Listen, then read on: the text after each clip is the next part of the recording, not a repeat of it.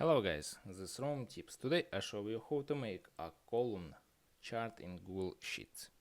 Subscribe and give me a like if this video helps you, because your feedback helps me and show you how to do it. Alright, and first open Google Sheets and create new project or open your old project.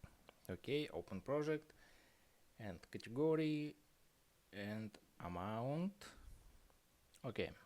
Click on car and press shift your keyboard and click on this and search insert, click on open menu and search chart and click on chart.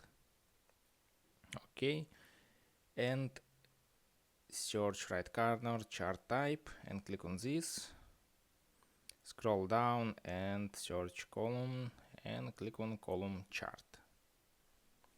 Alright, and that's all. Your created column chart. Or simple, change settings and chart style, click on this or double click amount and write hello, press enter, change and chair and axis titles. Alright, click on B and bold, scroll down and horizontal axis, click on bold. Alright, this bold, and open vertical axis and click on bold. Alright, and that's all. Subscribe and give me a like if this video helps you, because your feedback helps me.